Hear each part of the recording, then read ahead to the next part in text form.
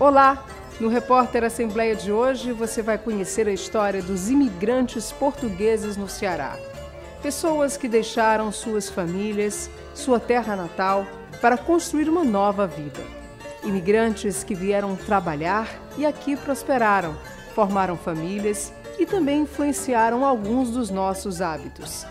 Portugueses que apostaram tudo na esperança de realizar o sonho de um futuro melhor. E para muitos, esse futuro virou realidade. Vamos assistir?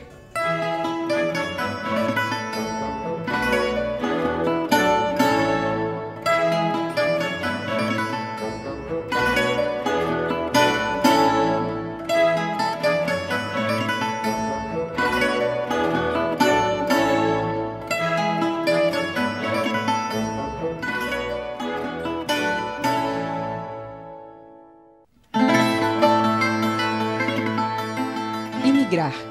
Deixar a terra onde nascemos, onde temos nossas raízes, em busca de um novo lar. Imigrantes trazem na bagagem sonhos, esperanças e a vontade de dar certo em outro país. Muitos deles também ajudaram a construir o Brasil.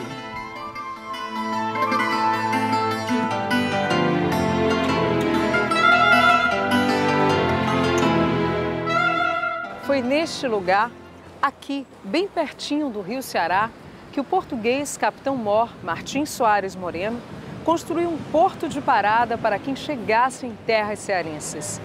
Nesse porto foi erguido um forte, que recebeu o nome de Forte de Santiago.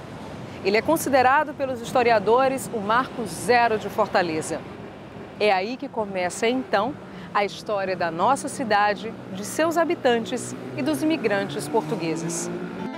O pesquisador Adalto Leitão, estudioso da história do Ceará, conversou com nossa equipe sobre a missão de Martim Soares Moreno em terras cearenses.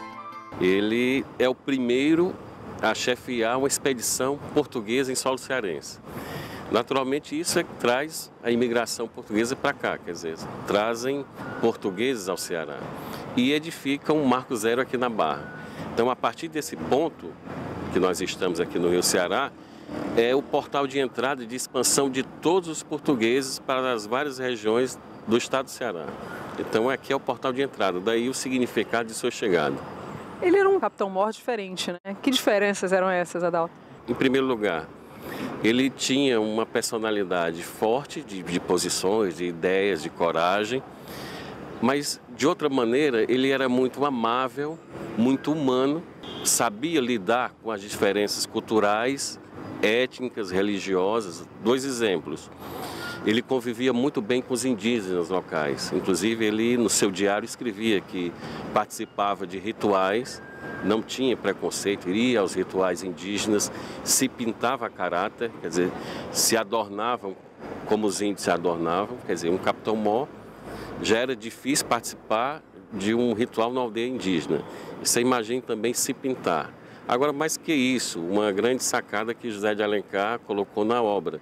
Ele teve um amante indígena. Você já imaginou um primeiro capitão-mor de uma capitania do Brasil, quer dizer, como se fosse um governador hoje do estado, ao invés de casar-se com uma portuguesa ou ter uma relação com uma descendente portuguesa? Mas não, ele tocou o coração para amar uma indígena.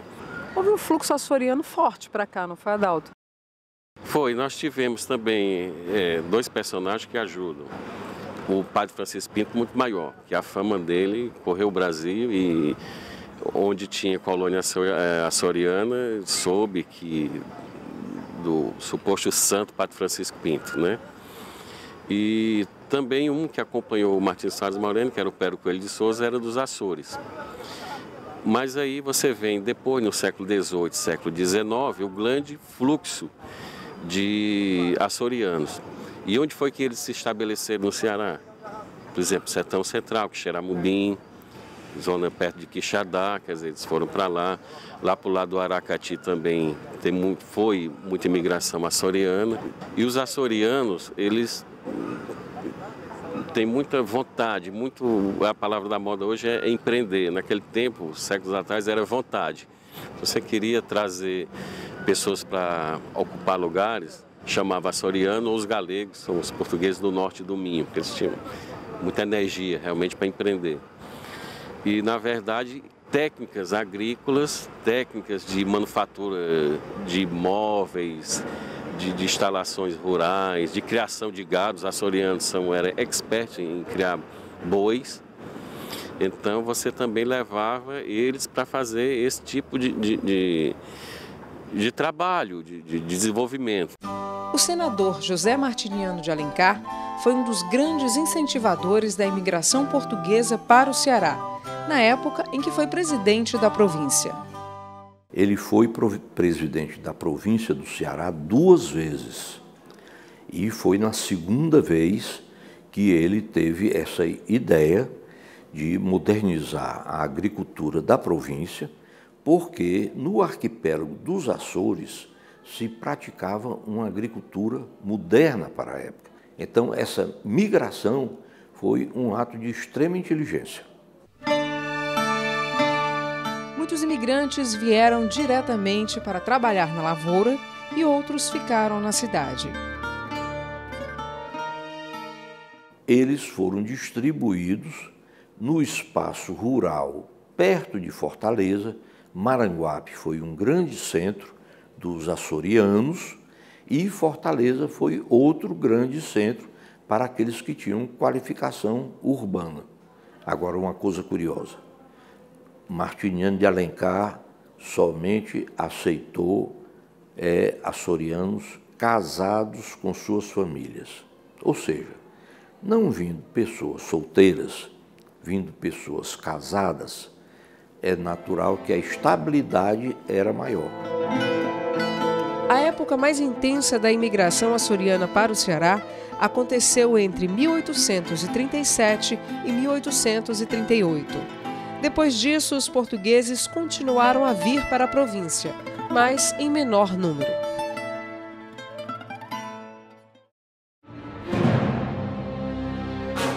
Durante a Primeira e a Segunda Guerra Mundial, a imigração também se acentuou.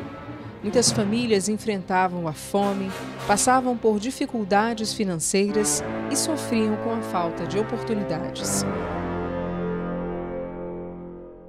A imigração, ela se deu em tempos diferentes, né? Vamos dizer, nós tivemos um primeiro momento que foi, em termos numéricos, depois da Segunda Grande Guerra, antes da Primeira Grande Guerra, depois na Segunda Grande Guerra. No começo do século eram portugueses, mas que aqui no Ceará se estabeleceram mais na parte do sertão, não na capital.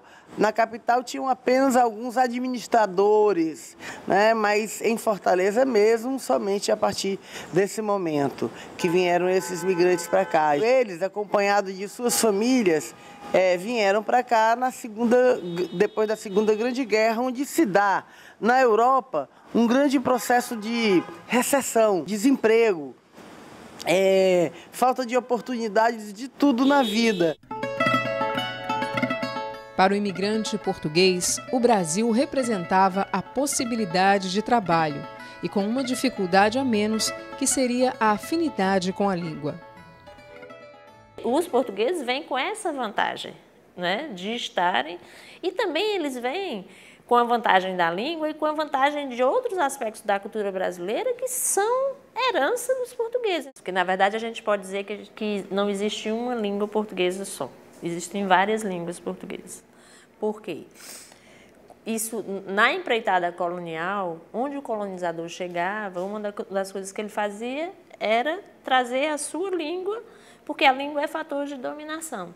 Então, os portugueses vieram e trouxeram a língua. Quando o Marquês de Pombal, no século XVIII, quis, né, homogeneizar a questão da própria colonização e de como Portugal chegava em cada uma das colônias, seja na América, seja na África, seja na Ásia, ele determinou que a única língua que se podia falar nas colônias era a língua portuguesa. Então, a gente tem, na verdade, uma herança. Mas o Brasil, como outras nações, as africanas especialmente mais tardiamente, mas o Brasil mais cedo, né, no movimento de independência que foi um movimento mais ou menos comum a uma época específica, né, no século XIX, que ele fez? Ele ficou independente e cresceu como nação. Crescer como nação significa ter um patrimônio como a língua. E a língua, ela diz da própria sociedade. Então, cada uma dessas variantes do português, que originalmente era o português europeu, terminou se adequando às nações que foram formadas. Por isso é que a nossa língua portuguesa não é a língua portuguesa de Portugal. Ela tem esse tronco aí, a gente consegue se entender minimamente, né?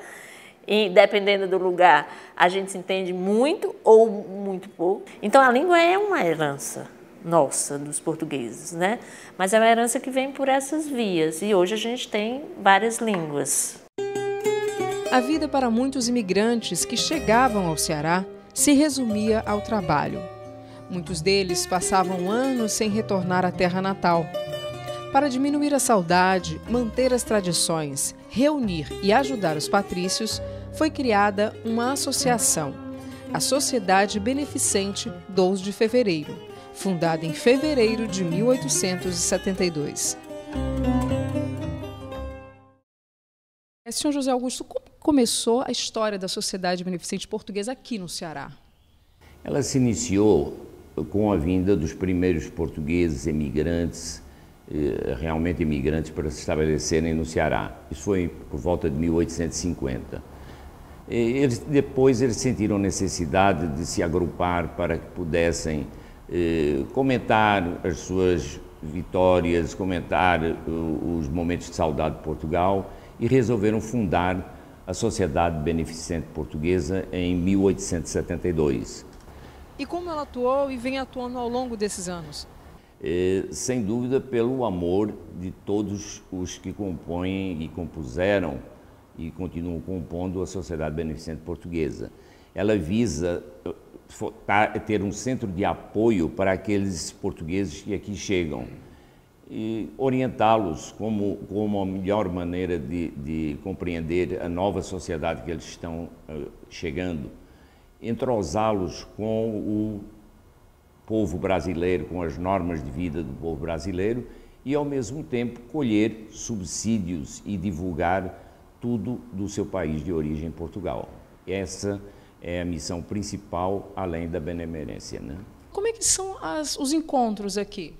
Bem, a Sociedade Beneficente Portuguesa 12 de Fevereiro promove anualmente, né, alguns encontros festivos, nomeadamente nos dias que também ocorrem em Portugal, né? Por exemplo, o dia 10 de junho é o dia magno da pátria, né, o dia de Camões, o dia das comunidades portuguesas.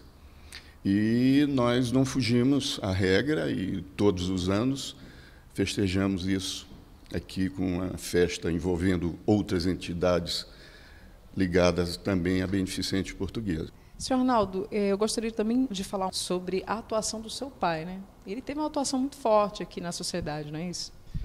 Sem dúvida. O papai foi presidente dessa sociedade por 2 gestões e nunca se ausentou até o dia que não pude mais vir. E durante 52 anos como cônsul, ele fazia de tudo para atrair as pessoas para cá, e convidar e falar sobre a Sociedade Beneficente. Foi uma atuação muito intensa do meu pai. E essa atuação como cônsul, inclusive com recursos próprios, né? Ele não era financiado? Não, ele era cônsul honorário, não é? E como tal, ele não recebia absolutamente nada do governo português, a não ser, claro, apoio, não é, em decisões, alguma coisa assim, mas a parte financeira não existia. Mas ele adorava o trabalho e ajudava muitos portugueses, não é, claro, isso aqui? Intensamente, não é? Intensamente. Era um entusiasta, uma pessoa completamente apaixonada pela colônia portuguesa, pelo seu país.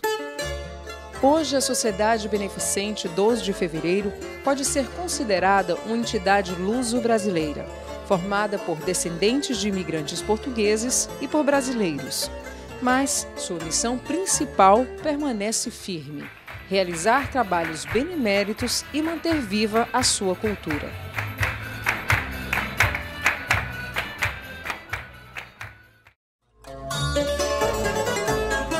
Em 2015, a Sociedade Beneficente comemorou 143 anos de sua criação. Uma festa em que brasileiros e portugueses se confraternizaram. Nessa comemoração, eu conversei com portugueses e filhos de portugueses que me falaram de suas lembranças. Eu vim em 52, aqui cheguei em 10 de abril de 1952. Vinha chamado de um amigo do meu pai, que pedia uma pessoa de confiança para vir gerenciar uma empresa dele. E até 1958, quando fui para Sobral me estabelecer por conta própria. E aí passei 17 anos em Sobral, onde fiz a maior parte dos meus amigos e hoje ainda tenho as minhas raízes praticamente lá. 6 meus filhos nasceram em Sobral. O senhor também foi cônsul aqui em Fortaleza? Isso aí foi uma parte da minha vida que passei aqui, algumas alegrias, mas alguns dissabores também. Foi na época em que mataram aqueles 6 portugueses, eu era o cônsul na época. Mas foi aqui também que comemoramos os 500 anos da chegada dos portugueses ao Brasil. E assim foi.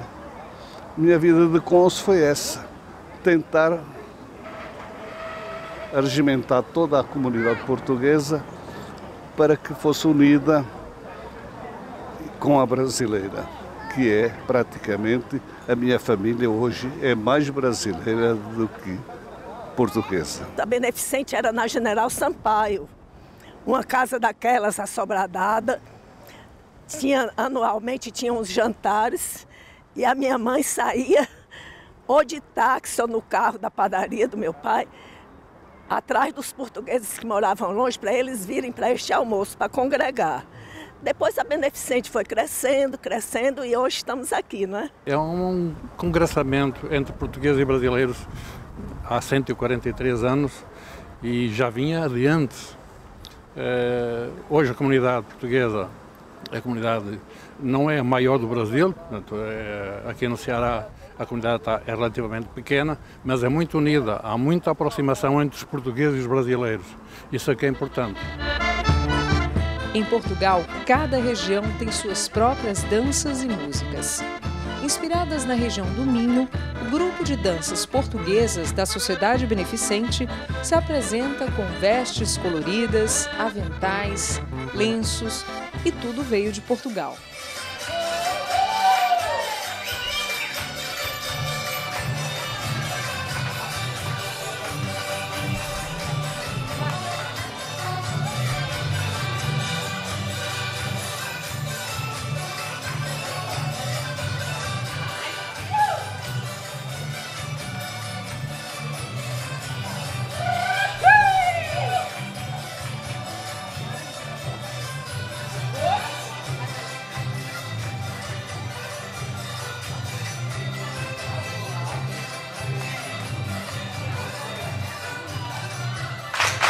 O início do trabalho era uma senhora portuguesa, Dona Maria José Matos, muito interessada em divulgar a cultura do país.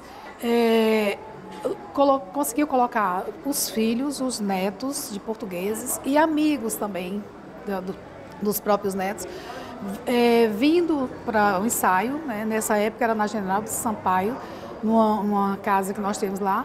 E a gente fazia aos domingos esse ensaio, né? E era com muito custo, né? Muito sacrifício, mas a gente conseguia ter um grupo para fazer essa divulgação da nossa colônia portuguesa aqui no Ceará. Bom, esse é um trabalho que nós desenvolvemos com jovens cearenses, na intenção, com o objetivo de difundir, de divulgar, de prestigiar as danças portuguesas, a cultura portuguesa aqui no Ceará. Ao mesmo tempo em que a gente mostra aos cearenses a cultura portuguesa, a gente mata um pouco a saudade do português, da sua terra pátria, né? Da sua pátria mãe. Os eventos na sociedade beneficente ajudam a fortalecer os laços e a perpetuar memórias dos portugueses que insistiram em desafiar o desconhecido e construíram uma nova vida no Ceará. O pai do advogado José Augusto Rosário, que também é português, foi um desses imigrantes. José da Fonseca Rosário Dias veio para o Brasil aos 16 anos de idade para trabalhar no comércio.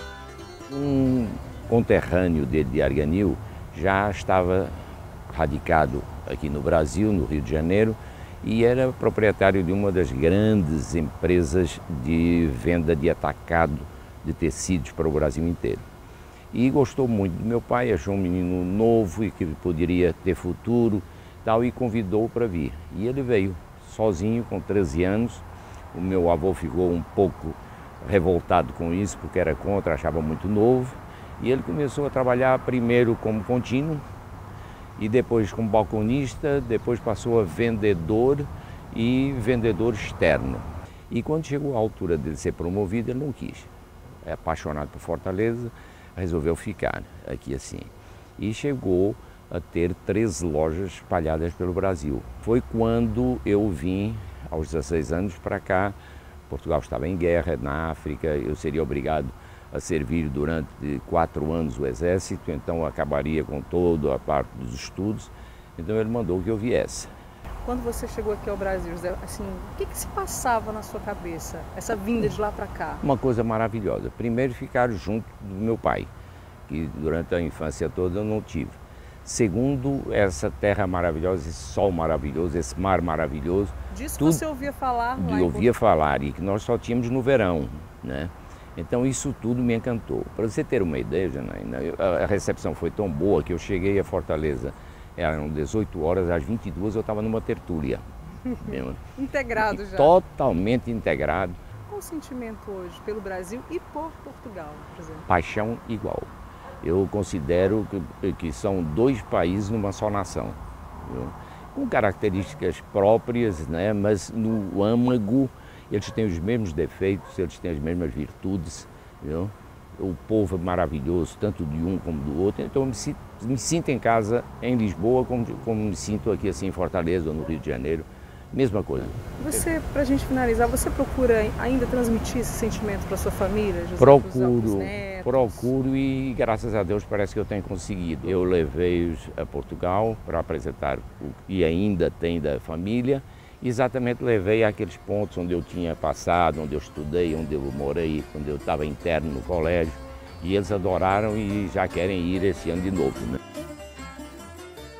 No próximo bloco, você vai conhecer a culinária portuguesa e a Academia do Bacalhau, uma confraria internacional que aqui no Ceará ajuda portugueses e instituições filantrópicas.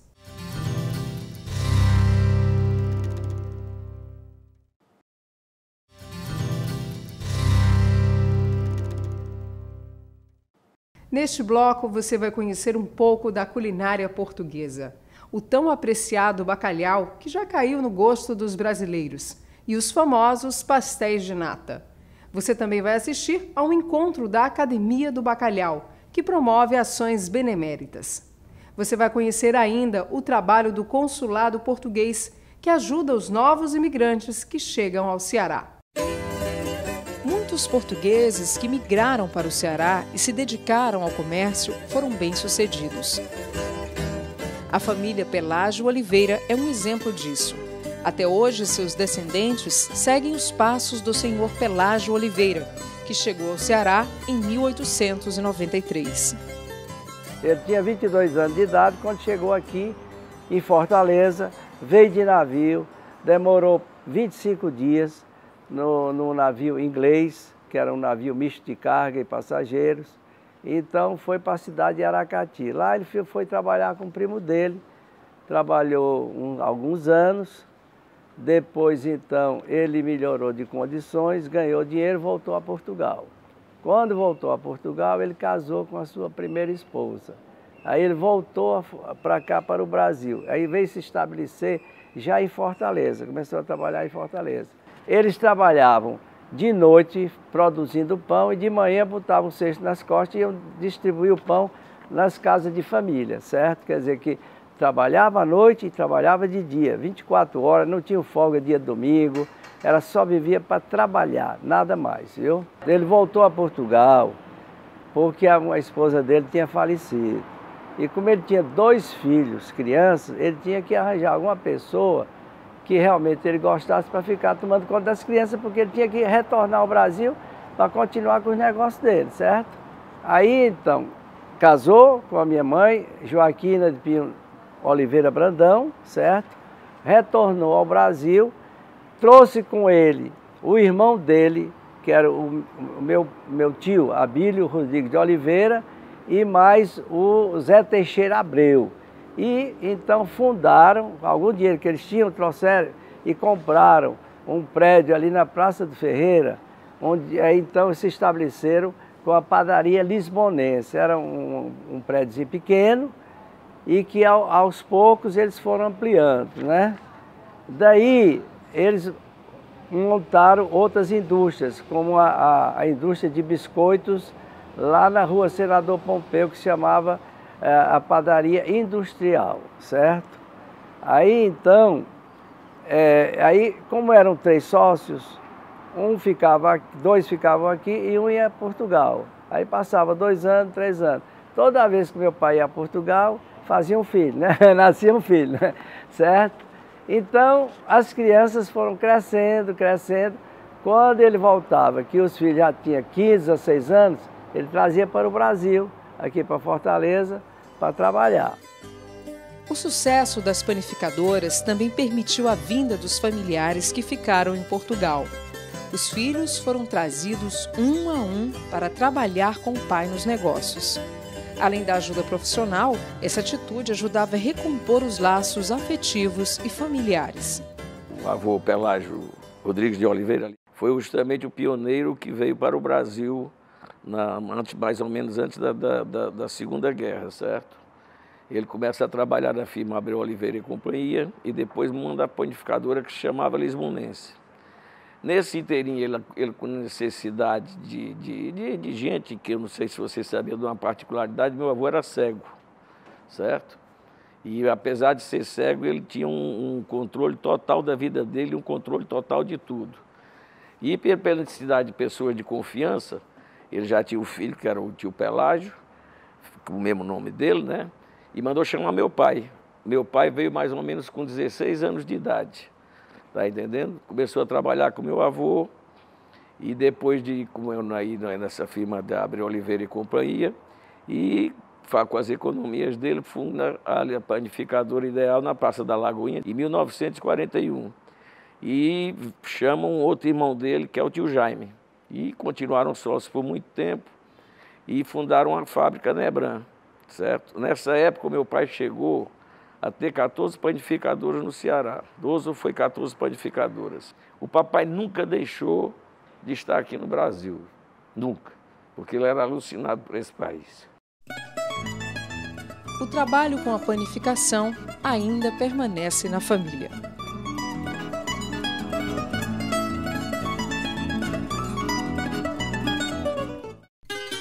A panificação, tão apreciada por brasileiros, é apenas um dos aspectos da influência lusitana na nossa culinária. Mas o bacalhau, uma paixão portuguesa, há muito tempo já caiu no gosto dos brasileiros. O bacalhau está muito ligado à cultura dos portugueses. Eles descobriram esse tipo de peixe na época das grandes navegações, ainda no século XV. O pescado, que foi totalmente incorporado aos hábitos portugueses, ainda é uma de suas principais tradições. Um costume que também chegou ao Brasil com a vinda da corte portuguesa no início do século XIX. Por aqui, o bacalhau foi tão difundido que foi incorporado totalmente à culinária brasileira. Os bons restaurantes oferecem em seu cardápio o pescado que é considerado nobre, como este aqui em Fortaleza. O chefe de cozinha João Carlos usa em sua comida o tempero herdado de sua família. Numa casa portuguesa João, há tantos anos aqui no Brasil e alguns anos em Fortaleza, Portugal está muito viva em você, né? Muito presente, inclusive com a culinária que você serve aqui no restaurante. Isso também faz parte da minha profissão, não é? E fazer a cozinha que eu gosto dá-me prazer. Em relação a estar o tempo no Brasil, hoje meus filhos são brasileiros, minha esposa é brasileira, e eu me sinto bem, vocês são um povo simpático, são um povo agradável, afetivo. Isso também me faz gostar do vosso país, não é? Tinha uma tradição na família? Eu considero que seja um dom natural, compreende? Eu quando cozinho, eu olho e sei exatamente, pelo olhar e pela mão, eu sei o tempero. O meu bisavô era um ótimo cozinheiro, um tio meu. De 23 primos, sou o único que sei cozinhar. E talvez nasça outro na outra geração que também vai continuar com o nosso nome. O empresário também ajuda outros patrícios. Um deles, o português André Felipe Rosa, que trabalha no seu restaurante. Casado com uma brasileira, ele ainda não tem certeza sobre seu futuro no Ceará. Não sei ainda se vou ficar muito tempo mais aqui. Talvez daqui a uns anos voltarei a Portugal, se a minha filha quiser, porque eu tenho uma filha pequena. Se ela quiser ir para Portugal estudar, irei para lá, porque a vida aqui é muito difícil. Eu vejo pelo meu patrão, são 24 anos a lutar, está num patamar, mas tem que lutar todos os dias dentro de uma cozinha, é complicado. Você sente saudade de Portugal? Você se vê voltando para Portugal? Sinto vontade, tenho saudades, mas ao mesmo tempo, como eu digo, o sol às vezes ajuda. O bacalhau é uma estrela da cozinha lusitana, um símbolo da identidade nacional. Mas os doces portugueses também desafiam qualquer paladar. O pastel de nata provavelmente é o mais conhecido deles. Ele ficou famoso graças à antiga confeitaria de Belém, em Lisboa, onde é conhecido como pastel de Belém. Em Fortaleza, essa iguaria também pode ser apreciada graças ao talento da dona Odete Adelaide. Ela mora no Ceará há mais de 40 anos. Veio para Fortaleza para acompanhar o marido. O casal fugiu da Guerra Civil em Moçambique, quando o país ainda era uma colônia portuguesa, em busca de uma nova vida. E como é que foi quando vocês receberam a notícia, a senhora recebeu a notícia de que viria para o Brasil? Não, quando eu recebi essa notícia, nós já estávamos torcendo, já íamos embora de lá de qualquer jeito, porque havia muitos ataques a cidades, nas estradas, os carros, quando a gente viajava, muitos carros eram furados, o tambor da gasolina, e incendiados. Então nós já estávamos apavorados, mortos para sair de lá, não é? Inclusive deixámos tudo lá. Nós saímos só correndo, de avião. E hoje, quais são as impressões que a senhora tem depois de tantos anos, né? Lá se vão 40 anos, a senhora tem família lá, mas também construiu uma família aqui. Exatamente. A minha ideia é nunca sair mais daqui, só ir lá de visita mesmo, porque a minha terra já é esta. Os imigrantes portugueses que vieram para cá se sentiram acolhidos e se integraram. Um dos momentos em que essa integração pode ser vista é nas reuniões da Academia do Bacalhau, uma entidade internacional de caráter filantrópico fundada por imigrantes portugueses. A primeira Academia do Bacalhau, chamada de Academia Mãe, nasceu em Joanesburgo, na África do Sul. Ela foi criada com o objetivo de ajudar os imigrantes portugueses que fugiam das guerras nos países vizinhos a retornarem ao lar pátrio. No Ceará, a Academia do Bacalhau não tem sede própria. Os compadres, como são chamados os frequentadores, escolhem, em geral, um restaurante que ofereça um bom bacalhau e um bom vinho para se confraternizar. Atualmente, existem 52 academias espalhadas em diversas partes do mundo, sempre guiadas pelo mesmo princípio: ajudar patrícios em dificuldades e a entidades filantrópicas. Se tiver algum português ou família portuguesa com problemas aqui em Fortaleza, nós procuramos ajudar, orientar financeiramente ou não, certo? De modo a poder tornar a estadia ou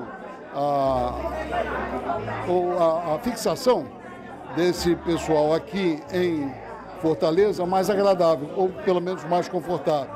Se não tivermos nenhum patrício com qualquer tipo de problema, então nós ajudamos os nativos, que é o que vocês deverão ver hoje aqui no nosso jantar, que nós ajudamos ao Lar Amigos de Jesus, da Irmã Conceição. A Academia do Bacalhau presta um grande serviço ao Lar Amigo de Jesus, porque ajuda na manutenção do lar. São crianças com câncer, né, que vêm do interior do Ceará e de outros estados, que precisam ter condições favoráveis para se recuperarem. E a Academia do Bacalhau tem sido muito favorável ao trabalho realizado no Lar Amigo de Jesus. As reuniões da Academia do Bacalhau sempre são festejadas com muita alegria e música. O ponto alto do encontro é o ritual do Gavião do Penacho, um grito de guerra dos compadres herdado dos estudantes do Porto. Gavião do Penacho, inimigo pra cima, inimigo pra baixo, e mais acima, e mais abaixo, e vai pra dentro, e volta pra dentro.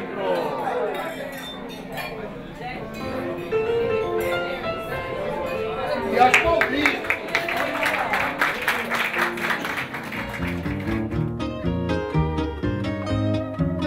Outra forma de lembrar de Portugal é ouvindo o fado, um gênero musical que mais representa o espírito português.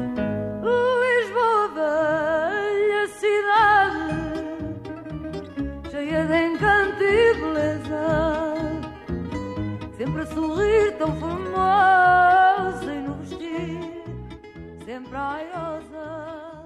Eu já canto fado desde que me conheço como pessoa. A minha mãe era uma doméstica, empresária, e ela cantava muito. Ela nunca foi profissional, nem nunca cantou, mas cantava em casa. E pronto, eu ouvia cantar muito. E ela cantava muitos fados da Amália Rodrigues, cantava muita coisa. E eu gostei, comecei-me a habituar a cantar, e eu tinha boa voz, cantava de vez em quando para os amigos, etc, etc. O essencial do fado, há uma frase que, para mim, que foi dita por um cantor de fado português, e disse muito bem que o fado é a única música que exprime o sentimento português. Só essa frase diz tudo.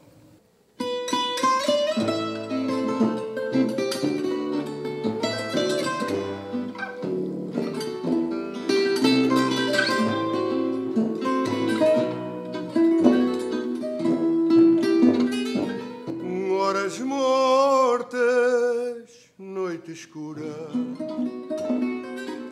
uma guitarra a trinar, uma mulher a cantar o seu fado de amargura, através da vidraça enegrecida e quebrada, aquela voz magoada que entristece quem lá passa. Vielas da Alfama, ruas da Lisboa antiga, não há fado que não diga coisas do nosso passado. Vielas da Alfama, beijadas pelo luar, quem me dera lá morar para viver junto do fado. Hoje, o imigrante português que chega ao Ceará e precisa de ajuda pode contar com o apoio do Consulado Português.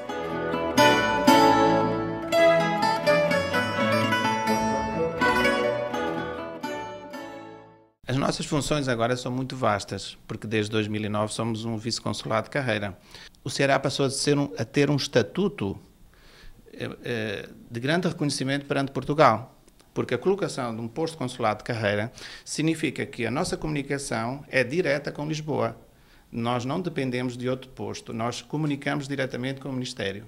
Então, é um ponto de articulação, de maior cooperação com as autoridades locais.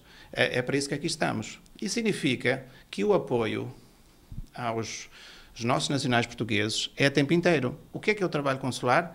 Proteger os nacionais dos países nossos e ter boas relações com as autoridades locais. É isso que nós fazemos. Muitas pessoas me veem, muitas vezes na televisão, nos jornais, em algum aspecto de comunicação social, mas o trabalho mais gratificante é este trabalho interno que nós fazemos. Um marco dessa boa relação entre cearenses e portugueses foi a construção da Praça Portugal. Esta praça, a Praça Portugal, foi inaugurada em 6 de abril de 1968, na gestão do prefeito José Walter Cavalcante. A criação da Praça Portugal, uma homenagem à colônia portuguesa no Ceará, foi autorizada na administração do procurador Jorge Moreira da Rocha, que estava à frente da prefeitura entre abril e dezembro de 1947. A construção da Praça Portugal foi realizada pela Superintendência Municipal de Obras e Viação, SUMOV. E, diferentemente da maioria das praças cearenses, ela foi desenhada em formato circular. E era mais um espaço livre de lazer para os moradores de Fortaleza. A história dos imigrantes portugueses que chegaram ao Ceará e aqui prosperaram nos seus negócios, formaram famílias e criaram laços também faz parte da nossa história. Meu pai, no começo do século passado, com 16 anos de idade, ele teve que sair da casa dos pais, que os pais moravam ali pertinho da cidade do Porto. E ele então deslocou-se de Aveiro, que era a cidade onde ele nasceu, para Lisboa, para conseguir então um emprego, isso com 16 anos de idade. E ele então conseguiu um emprego numa loja de ferragens. E um dos colegas imigrou para os Estados Unidos da América. E depois começou a fazer correspondência para ele. Então meu pai imbuiu-se do desejo de ir para os Estados Unidos, movido mesmo por essas afirmativas do colega de trabalho. Inscreveu-se na Embaixada Americana, acertou tudo para embarcar para os Estados Unidos. Mas antes foi se despedir da família. Aí o pai dele ouviu a história e disse: meu filho, você realmente faz bem em sair de Portugal, porque a economia aqui está muito perversa, não estimula ninguém. Porém, eu queria lhe pedir uma coisa. Em vez de você ir para os Estados Unidos da América, vá para um país tão grande quanto os Estados Unidos e com a vantagem de falar a nossa mesma língua. Vá para o Brasil. Aí meu pai, então, resolveu seguir o conselho do pai. Se é meu pai, então, nesse caso, eu vou seguir o seu conselho. Porque ele veio de Portugal para cá em 26, e 27 ele chegou ao Ceará, e em 1936 ele é a Fortaleza. Aí, então, ele mandou vir 2 irmãos. Aí começaram a desenvolver padarias e ele, paralelamente, conseguiu uma representação comercial, e meu pai foi sempre muito comerciante.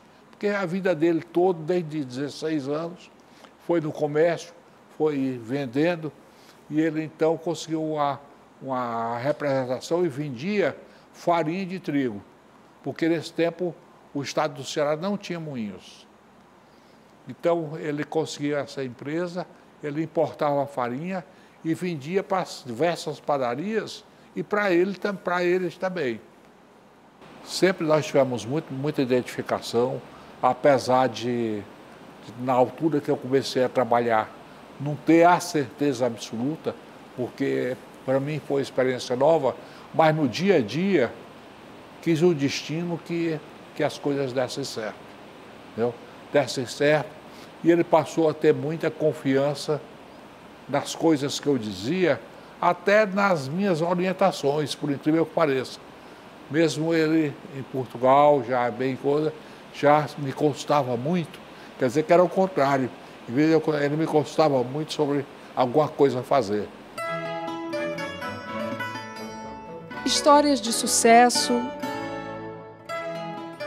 histórias tristes e também felizes. Histórias de vida, cada uma com nuances próprias e experiências únicas. Em cada imigrante, uma esperança de realização. No Repórter Assembleia de hoje, você conheceu a história dos imigrantes portugueses no Ceará. Para conversar com a gente sobre esse programa, envie um e-mail para reporterassembleia@l.ce.gov.br ou ligue para o nosso telefone 3277-3787. Não deixe de nos assistir também no nosso canal no YouTube, youtube.com/TV Assembleia Ceará. Até o nosso próximo programa.